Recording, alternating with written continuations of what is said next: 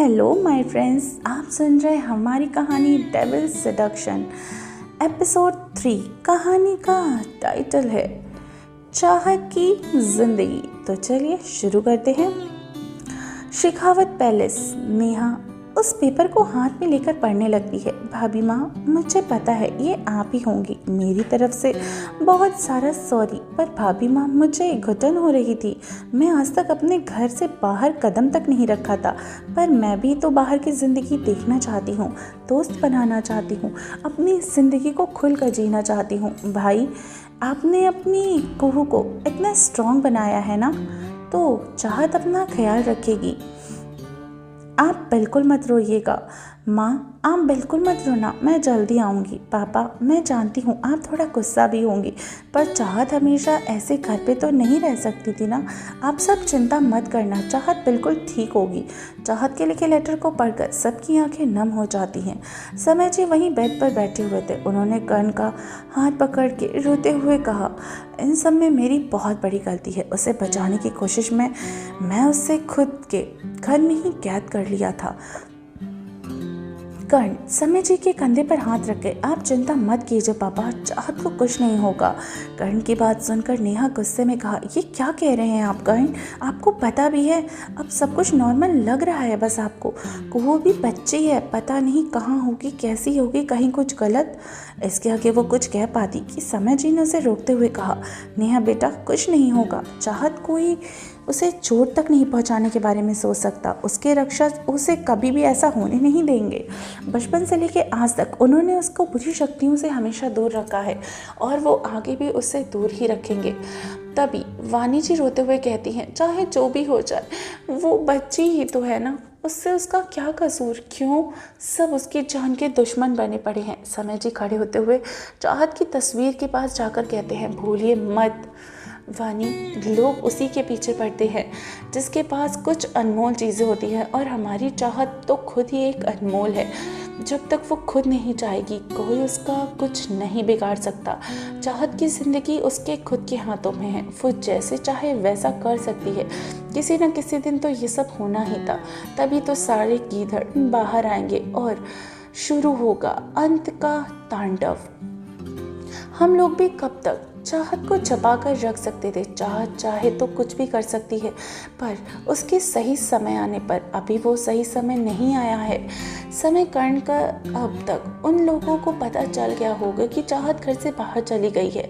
वो उसके साथ ही होंगे, लेकिन हमें उस समय जाकर अम्मा को उनकी जानकारी देनी होगी।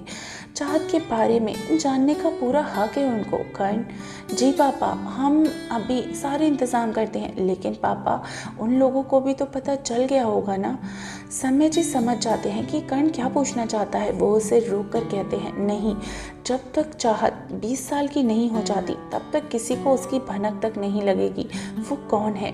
नेहा अपनी नम आंखों से उनकी तरफ देखते हुए पूछती है, लेकिन पापा, चाहत तो 20 साल की होने में भी 4 महीने ही बाकी हैं, फिर उसके बाद हम कैसे रोकेंगे? समय जी प्यार से उसका सर सहलाते हुए कहते हैं, कुछ नहीं होगा, हमें अभी तुरंत अभय से बातें करनी होंगी, हम जाते हैं। अभय यानी नेहा के पापा समय जी के समधी, उससे पहले वो उनके खास दोस्त भी हैं। वहीं पे अभिमन्यु का घर। चाहत बेड पे बैठे बैठे बोर हो रही थी। उसने नीचे जाने के बारे में सोचा, फिर अपने थॉट्स को बाहर निकाल कर थोड़ी देर तक सोचती है, क्या करूं क्या करूं। फिर कहती है, थोड़ी देर बाद जब उसे भूख लगी तो वह नीचे चली गई। नीचे हॉल में अभिमन्यु सोफे पे बैठे कुछ काम कर रहा था। जब उसे किसी के चलने की आवाज़ें आईं तो उसने अपना सिर उठाकर सीढ़ियों की तरफ देखा, जहाँ से चाहत चलते हुए ही आ रही थी। उसने एक शॉर्ट फ्रॉक पहन रखी थी, बालों को बन बनाया हुआ था, जिसके आगे वो एक बेबी हेयर्स उसके माथे को टच कर रहे थे। गले पे एक प्यारा सा ब्लू डायमंड की चेन और हाथों में ब्रेसलेट। वो बहुत ज़्यादा क्यूट और प्यारी लग रही थी। वो नीचे आकर अभिमन्यु के सामने खड़ी हो जाती है। अभिमन्यु अभी उसे निहार ही रहा था।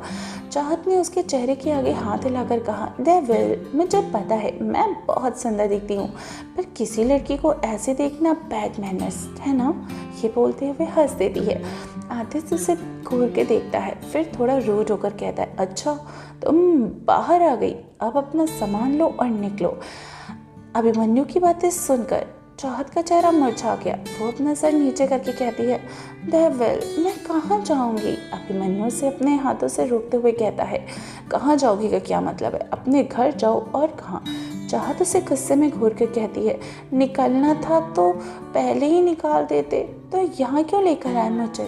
अब जो करना है कर लो, चाहत तो यहीं रहेगी और कहीं नहीं जाएगी।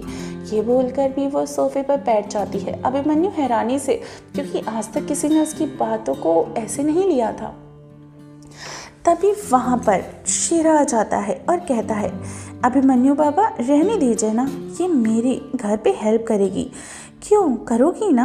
ये बोलकर वो चाहत की तरफ देखने लगी। चाहत पहले शेरा को देखती है, फिर थोड़ा डर गई, लेकिन शेरा की बातें सुनकर वह अपनी मुंडी को बार बार हिलाकर कहती है, हाँ हाँ डेविल, मैं खाना बनाऊंगी आपके लिए, वो भी टेस्टी टेस्टी। वो बोलकर अपनी वो टंग को अपने होठों पर फिराती है। उसकी ये हरकत देखकर अभिमन्यु के होंठ एक साइड से हल्के से ऊपर उठ जाते हैं, लेकिन फिर वो खुद को नॉर्मल करके बस कर देता है और घर से बाहर चला जाता है।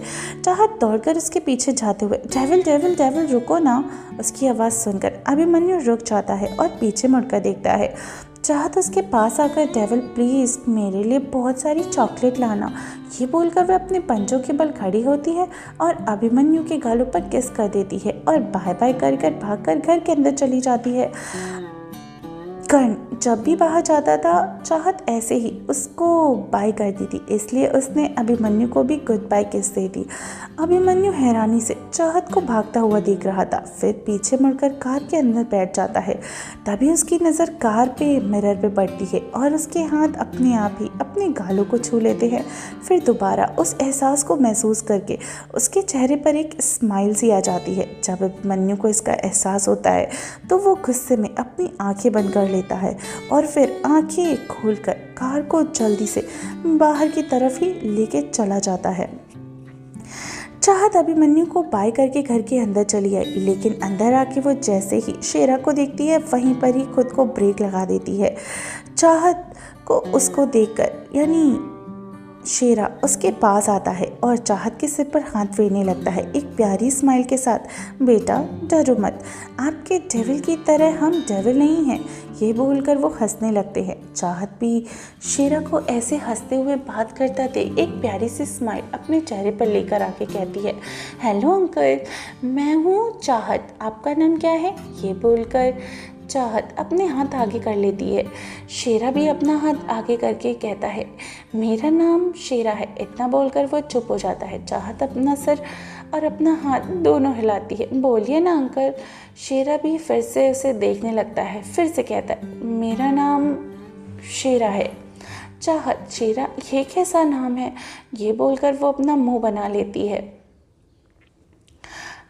शेरा उसके ऐसे रिएक्शन को देखकर हंस देता है।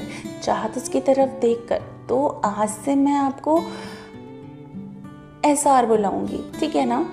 ये कहते हुए वो बहुत प्यारी स्माइल कर रही थी। शेरा भी मान जाता है। शेरा चाहत को खाना खाने के लिए कहता है, क्योंकि चाहत ने अभी तक ब्रेकफास्ट नहीं किया था। चाहत भी उसकी बात मानकर उसके पीछे पीछे चली जाती है। चाहत खाने से पहले अपने एक निवाला अपने मुंह में लेती है और फिर कहती है, बहुत टेस्टी है। आप खाना कितना टेस्टी बनाते हैं। आपका बनाया खाना क्या एसआर, आपके बनाया खाना बहुत टेस्टी है। उस डेविल की शक्ल को देखकर लगता है जैसे वो तो बस करेले उबालना जानते होंगे और उसके उबला ही पानी पी लेते होंगे। फिर चाहत पूछती है, ऐसा यहाँ पे कौन कौन रहता है? शेरा ने कहा, सिर्फ अभिमन्यु बाबा। चाहत कहती है, ओह अच्छा। फिर डेविल के मम्मी पापा कहाँ रहते हैं? शेरा थोड़ी मायूसी के साथ, उसकी मम्मी नहीं है और पापा। ये बोलकर वो थोड़ा चुप हो जाता है, फिर खुद को संभाल कर कहता है, पापा बाहर रहते हैं। चाहत, ओह अच्छा ऐसा। आपकी फैमिली में कौन कौन है? शेरा, कोई नहीं, मैं अकेला हूँ, जो है बस अभिमन्यु बाबा हैं। चाहत, ओह अच्छा। डेविल कब तक घर आएंगे? शेरा, रात को। चाहत, ओह अच्छा। उनको भूख नहीं लगेगी क्या? मैं लंच उनके लिए बनाऊं? अब वैसे आप लंच में क्या खाएंगे? शेरा, वो बाहर खा लेंगे। चाहत, ओह अच्छा अच्छा। एहसार, आपने खाना बनाया कहाँ से सीखा? आप बहुत टेस्टी खाना बनाते हैं। शेरा, चाहत के सवालों और उसके ओ अच्छा अच्छा को सुनकर बिल्कुल पागल ही हो गया था। उसने अपनी पूरी लाइफ में इतनी पग पग करने वाली मशीन नहीं देखी थी। उसको पता चल गया था कि अगर उसने अब इस गाड़ी को ब्रेक नहीं लगाया और चाबी लगा के इसको नहीं हटाया तो निश्चित है चाहत की गाड़ी ऐसे नॉन स्टॉप चलती रहेगी। उसने चाहत से कहा, बेटा आप नाश्ता कर लो, हम बाकी बातें बाद में करेंगे, अभी मुझे थोड़ा सा काम है, तुम भी आराम से टीवी देखो। और ये बोलकर वो जल्दी से वहाँ से खिसक जाते हैं। चाहत उसको जाते हुए देखकर अपने कंधे उचकाकर खाना खाने लगती है। खाना खाने के बाद वो प्लेट किचन में लेकर जाकर साफ कर देती है और बाहर आके हॉल में बैठ के टीवी देखने लगती है। उसने टीवी के टॉम एंड जेरी लगाया था और देखने लगी, जो टीवी देखते हुए खिलखिलाकर हंस रही थी, जिसकी आवाज़ शेरा को साफ साफ सुनाई दे रही थी, जो किसी कमरे में अपना कुछ काम कर रहा था। उन्होंने मुस्कुराते हुए कहा, लगता है मेरा वादा ज़रूर पूरा होगा, मैं अपनी पूरी कोशिश करूँगा अभिमन्यु को उसकी खोई हर खुशी देने की, जो कि बस चाहत के जरिए ही हो सकता है। वही अभिमन्यु की लाइफ को खूबसूरत बना देगी। वही एक बड़ी सी बिल्डिंग 45वें फ्लोर पर अभिमन्यु बैठकर कुछ फाइल्स रीड कर रहा था और उसके सामने एक लड़की जिसने कुछ ज़्यादा ही शॉर्ट्स और रिवीलिंग कपड़े पहने हुए थे और साथ ही काफ़ी हैवी मेकअप, वो काफ़ी खूबसूरत लग रही थी, लेकिन उसकी आंखों में काफ़ी लालच भरा हुआ था। अभिमन्यु ने उसकी तरफ देखा भी नहीं और कहा, मीना, ये पूरी तरीके से परफेक्ट है और हमें यह डील ज़रूर मिलेगी, तुम इसकी कॉपी निकाल कर तुरंत अंकित को दे देना। अभिमन्यु का टेक्सटाइल, पेपर मार्केटिंग और पेपर प्रोडक्ट्स और डायमंड का बिजनेस था, जो कि इंडिया में वह 9 सालों से चल रहा था। वो वर्ल्ड के टॉप 3 बिजनेसमैन में आता था, लेकिन किसी ने भी आज तक उसे नहीं देखा था। अभी भी उसने अपने चेहरे पर मास्क लगा रखा था। मीना ने जब देखा कि अभिमन्यु ने उसकी तरफ बिल्कुल भी ध्यान नहीं दिया तो उसे गुस्सा आने लगा। वो वैसे ही उठकर वहाँ से चली गई, क्योंकि वो कुछ कर भी तो नहीं सकती थी ना। मीना के जाने के बाद अभिमन्यु ने अपना सिर सोफे पे लगा दिया और मास्क खोलकर अपनी आंखें बंद कर ली। आंखें बंद करते ही उसके सामने चाहत का वो मासूम सा चेहरा घूमने लगा। अभिमन्यु उस पल में खोल के जब चाहत ने उसके होठों को बाइट कर लिया था, उसके हाथ अपने आप ही अपने होठों पे चले गए। वो मुस्कुराने लगा। वहीं शेखावत पैलेस में समय जी ने किसी को कॉल लगाया। On call. समय जी, हेलो। हेलो अभय, यानी नेहा के पापा। मैंने पिछले पार्ट में आपको बताया था ना। फोन की दूसरी साइड से अभय जी कहते हैं, हाँ बोलिए, क्या बात है, आखिर आपको मेरी याद आ ही गई। समय, तुम्हें कभी नहीं भूल सकता यार, एक ज़रूरी बात करनी है। समय जी थोड़ा सीरियस टोन में कहते हैं। अभय जी भी सीरियस हो गए। बोलो क्या हुआ है। समय जी, चाहत घर से चली गई है। अभय जी, व्हाट, ये कब हुआ? क्या वो खुद से गई है? समय जी, अभय जी अपनी आंखें बंद करके, मैंने कहा था ना, तू जो कर रहा है वो उसका सॉल्यूशन नहीं है। अच्छा छोड़, कुछ नहीं होगा चाहत को। समय जी, मैं जानता हूँ, और हम अम्मा से मिलने जा रहे हैं। अभय जी उनकी बात सुनकर थोड़े टाइम तक कुछ नहीं कहते हैं और फिर कहते हैं, मैं भी साथ चलूँगा। शाम के 6 बजे जब अभिमन्यु ऑफिस से घर आता है, वो दरवाजे के पास आता है तो उसे अंदर से हंसने की आवाज़ें आती हैं। वो दरवाज़ा खोलकर अंदर आता है। चाहत सोफे पर आलती पलाती मार के बैठी, हाथों में चिप्स के पैकेट और आंखों से जो टीवी चल रही थी उन्हें देख रही थी। चाहत अब अभिमन्यु को देखती है। वो उठकर उसके पास दौड़ते हुए आती है और अपने दोनों हाथ आगे कर देती है। चाहत की इस हरकत को अभिमन्यु समझ नहीं पाता। वो नासमझी में चाहत को देख रहा था। चाहत उससे कहती है, दीजिए मेरी चॉकलेट।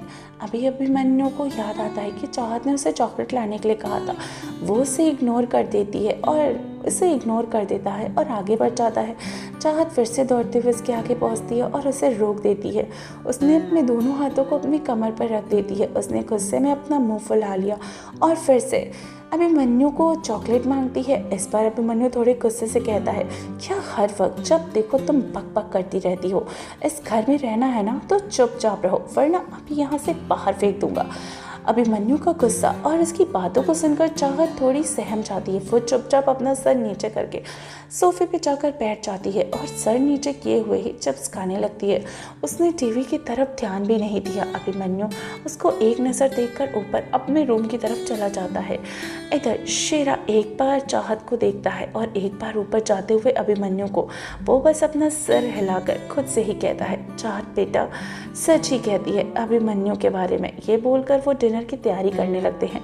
रात के 9 बजे शेरा दोनों के लिए खाना खाने के लिए बोलता है। दोनों ही डाइनिंग टेबल पर बैठकर खाना खाने लगते हैं। चाहत के तो इस समय मुंह जैसे किसी ने फेविकोल से चिपका दिया हो। वो बस चुपचाप अच्छी बच्ची की तरह खाना खा रही थी। इस वक्त अगर उसके घर वाले उसे ऐसे देख लेते तो वो तो सदमे में ही रह जाते, क्योंकि चाहत मतलब नॉन स्टॉप रेडियो। खाना हो जाने के बाद सब अपने अपने रूम में सोने के लिए चले जाते हैं। रूम में आने के बाद चाहत बेड पे लेट गई। आधा घंटा हो गया, उसे नींद नहीं आ रही थी। कल थके होने की वजह से वो सो गई थी, पर आज तो बेचारी की नींद बिल्कुल भी नहीं आ रही थी। वो बेड से उठती है और बाहर जाकर धीरे से अभिमन्यु के कमरे को देखती है, जो थोड़ा सा खुला हुआ था। इधर अभिमन्यु को भी नींद नहीं आ रही थी। वो बस चाहत के बारे में ही सोच रहा था। वो खुद से कहता है, क्या ये कोई चाल है किसी की? पर उसे देखकर ऐसा नहीं लगता। ये ऐसी पहली लड़की है जिसके पास जाने से मुझे कुछ अलग ही एहसास होते हैं। ये जानते हुए भी कि ये एक इंसान है, फिर भी मुझे क्या हो जाता है। इन सब उधेड़-बुन में ही उसे नींद आ रही थी। तभी उसे लगा कि कोई उसके रूम में आ रहा है। वो इस खुशबू को पहचानता था। उसे पता चल गया कि ये चाहत ही है। वो देखना चाहता था कि चाहत क्या करने आई है। चाहत चुपके से जाकर बेड के कंबल को उठाती है और अभिमन्यु के बगल में लेट जाती है। अभिमन्यु की भौहें चढ़ गई और वह उसे घूर के देखते हुए पूछता है, तुम यहाँ क्या कर रही हो? चाहत को तो लगा अभिमन्यु सो रहा है। जब उसने उसकी आवाज़ सुनी तो कंबल को अपने चेहरे तक ढक लेती है। फिर थोड़ा सा चेहरा निकाल कर, जिनसे बस उसकी 2 आंखें दिखाई दे रही थी, वो मासूमियत से कहती है, मुझे नींद नहीं आ रही थी तो इसलिए मैं चली आई। अभिमन्यु, तो क्या मैं तुम्हें कोई टैडी लगता हूँ जैसे तुम हक करके सोगी कि तुम्हें नींद आ जाएगी?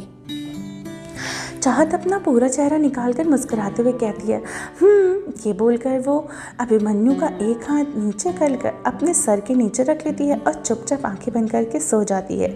चाहत के इतने करीब होने से अभिमन्यु को तो बहुत ज़्यादा हालात बुरे से हो गए थे। वो ध्यान से चाहत के चेहरे को देखता है, जिसमें मायूसी यानी जिसमें बस मासूमियत और बचपना भरा हुआ था। कुछ टाइम के बाद उसे भी नींद आ जाती है। अगली सुबह 8 बजे अभिमन्यु की नींद खुलती है। आज संडे था तो ऑफिस भी जाना नहीं था। अभिमन्यु उठता है। उसे अपने सीने पे किसी का सर महसूस होता है। वो देखता है चाहत का सर उसके सीने पर है और एक हाथ उसके पेट के पास। वो सोते हुए किसी छोटे बच्चे की तरह ही लग रही थी। अभिमन्यु उसे उठाता है पर चाहत नहीं उठती। आज पता नहीं क्यों अभिमन्यु को उस पर गुस्सा नहीं आ रहा था। उसको ना उठते देख अभिमन्यु खुद उठकर जिम में चला जाता है। करीब 2 घंटे के बाद चाहत की भी आंखें खुल गई थी। वे उठकर बैठ जाती है और अपने दोनों हाथों को स्ट्रेच करते हुए कहती है, हाँ वो चाहत टेबल के पास सोने से बहुत अच्छा लगा। अब तो मैं ऐसे ही हर दिन उनके पास ही सोऊंगी। ये बोलकर वो उठकर अपने रूम में चली जाती है और फ्रेश हो जाती है। वो शेरा से पूछती है कि अभिमन्यु कहाँ है, तो शेरा कहते हैं वो ऊपर स्विमिंग पूल में है। वहीं अभिमन्यु जिम से सीधा स्विमिंग करने के लिए चला गया था। चाहत भी ऊपर चली जाती है। उसी वक्त ही अभिमन्यु भी पूल से बाहर निकलता है। चाहत तो बस आंखें बड़ी बड़ी करके अभिमन्यु की स्ट्रॉन्ग और मस्कुलर बॉडी को देख रही थी। उसने खुद से कहा, हाय चाहत, डेविल को इतने हॉटी लग रहा है ना। चाहत बैड मैनर्स किसी को ऐसे नहीं देखते हैं और ये तो ऐसे बिल्कुल भी नहीं। वो अपने हाथों को अपने चेहरे से ढक लेती है, फिर थोड़ा उंगलियों को हटाकर फिर से देखने लगती है। वो उसके एब्स को देखती है। चाहत का मन उसे छूने का कर रहा था। वो बिना सोचे समझे अभिमन्यु के पास बढ़ जाती है। अभिमन्यु अपना चेहरा ऊपर कर चाहत को देखता है, जो उससे कुछ कहकर चाहत तोड़ कर आती है और अभिमन्यु के गले लग जाती है। तो फ्रेंड्स, कैसी लगी आपको मेरी स्टोरी? ऐसे स्टोरी को लिखने में मुझे बहुत मेहनत लग रही है, क्योंकि मैं सोच रही हूँ कि इस स्टोरी की स्टोरी थोड़ी अलग है, कोई काफ़ी डिफरेंट टाइप से। तो इस स्टोरी को लिखने में मुझे बहुत मेहनत लगी है। तो मैं ये चाहती हूँ कि आप लोग उसे इतना ही प्यार दें जितनी ज़्यादा एफ़र्ट्स करके मैं ये स्टोरी आप लोगों के लिए लेकर आई हूँ, उतने ही एफ़र्ट्स के साथ आप लोग भी मुझे बहुत सारे subscribe, like, share and comments करें। चलिए, मिलती हूँ कहानी के अगले पार्ट में। तब तक अपना ख्याल रखिए और सुनते रहिए डेविल सेडक्शन, सिर्फ टिनी FM जान के साथ।